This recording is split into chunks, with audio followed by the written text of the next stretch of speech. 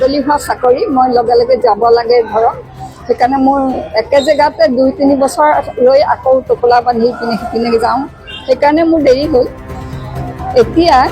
মই এই লাহে লাহে মোৰ যিবোৰ গীতে মোক স্মৃতিকাতৰ কৰি তোলে সেই গীতবিলাক মই আকৌ কৰিবলৈ লৈছোঁ এই মন যে বগলী গীতটি মই ক্লাছ 9ত লিখিছিলোঁ আৰু কৈছে যে ফাৰ্ষ্ট ইয়েৰত মই সুৰ কৰিছিলোঁ আৰু মই প্ৰতিখন মঞ্চত গাওঁ আৰু ৰাইজেও কয় উঠাৰ আগতে আমাৰ দিনৰ ৰাইজ বৰ মানে শ্ৰোতাসকল বৰ শান্তশিষ্ট শ্ৰোতা আছিলে আজিকালি নিচিনা হুলস্থুল নকৰে আৰু তেওঁলোকে আহি মঞ্চত উঠাৰ লগে লগে কয় বাইদেউ বগলীটো গাব দেই এনেকৈ কয় অনুৰোধ কৰে আৰু মই গাইছিলোঁ সেই সময়ত এই গীতটোৱে মোৰ মনত এতিয়াও আলোড়ন তোলে সেইকাৰণে মই ভাবিলোঁ যে এনেকৈ 13-14 বছৰীয়া ল'ৰা এটা বিচাৰোঁচোন যাৰ সৈতে মোৰ গোৱাবলৈ মন আছে আৰু মই শেষত ৰশ্মিৰেখা কাকতি বৰুৱা কাকতি কৰিলোঁ যে তোমাৰ ল'ৰাটোৰ সৈতে মই গান এটা গোৱাম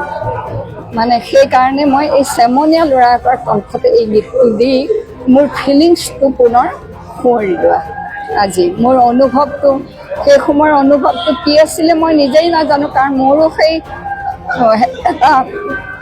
এটা বয়সৰ পৰা আনটা বয়সলৈ যোৱাৰ সময় কিশোৰৰ পৰা যৌৱনলৈ যোৱাৰ সময়ত লিখা গান এতেকে মই কেলেই লিখিছিলোঁ মই নাজানো কিন্তু আজি সেয়া বিনীতা দত্তই ক'লে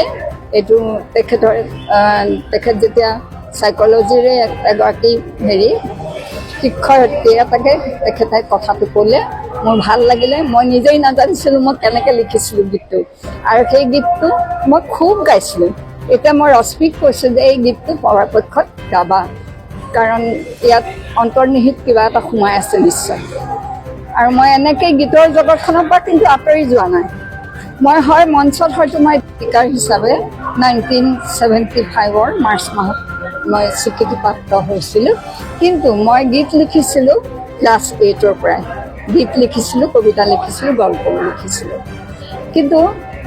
লাহে লাহে এই গীতবিলাকৰ মাজত মই সোমাই গৈছিলোঁ আৰু মই বৰ সৰুৰে পৰা সুৰ কৰিছিলোঁ আজি যিকেইটা গীত হ'ল মন যে বগলী মই ক্লাছ 9ত লিখিছিলোঁ কিন্তু গুণগুণাই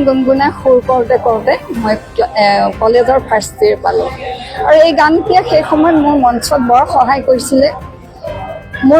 মই নষ্টালজিক হৈ পৰোঁ এই গানটো এতিয়া মানে আমাৰ দিনৰ গানবোৰ নাইকিয়া হ'ল কিন্তু মই গীতিকাৰ বা সুৰকাৰ হিচাপে বা গায়িকা হিচাপে